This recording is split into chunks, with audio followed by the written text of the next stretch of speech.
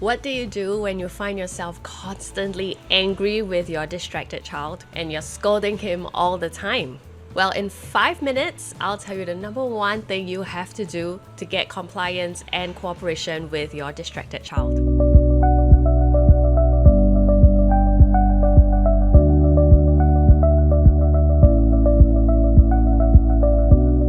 Hi, I'm Abigail, and I help parents with distracted kids improve the distracted child's focus by tapping into their innate motivation without having you to bribe, yell, or micromanage your child. When your distracted child is taking so long to do his work, or being distracted and not finishing the work, or being so difficult even starting the task in the first place, the first thing we do is to get angry and we react by yelling at our child or shouting at him to get off his butt and start doing the work, right? However, that is probably the worst thing we can do, because when we raise our voices and we use a harsh tone to talk to our children, the child perceives danger, and this sends them into fight, flight, freeze, or fit mode in an attempt to preserve their lives. When these kids are in fight, flight, freeze, or fit mode, it means that their mind is essentially shut down and their brain just gives them one or two options, neither of which are very good options. They end up either fighting you and they're really aggressive, or they throw a tantrum, or they run and cry and hide, or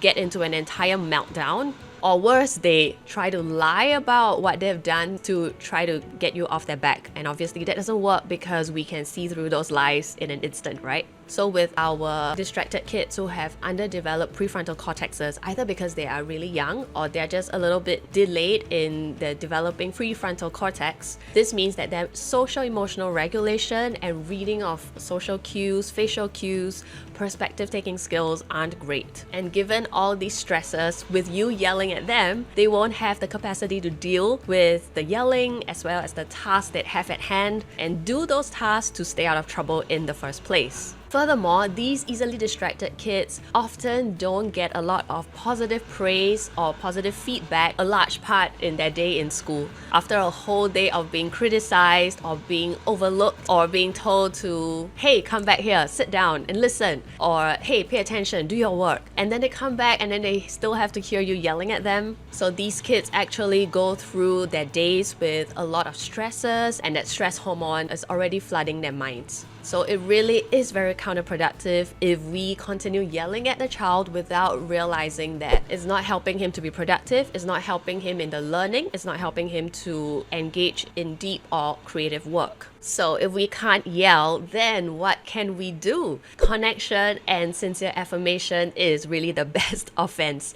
Having a strong connection, having a warm and responsive relationship with a child would tear down their defenses and invites collaboration and cooperation. In fact, because they don't get the positive affirmation in school a lot, their brains are craving for it, and we can use this as a tool to really encourage them and to spur them on and motivate them to do what needs to be done. Not in a manipulative way, but in a sincere way, in a way that is true and authentic, because our distracted kids, if there's one thing they're really good at, it is looking through our artifices and seeing whether this compliment is a sincere one or is just trying to manipulate him into doing the task. And when we are sincere, we are specific about what we want to see from our children and we verbalize it, our distracted child knows exactly what we're looking for, exactly what needs to be done, then he will do those things to just stay out of trouble. We are not being soft or permissive or letting the distracted child get away with not doing the work or not fulfilling his responsibilities at home,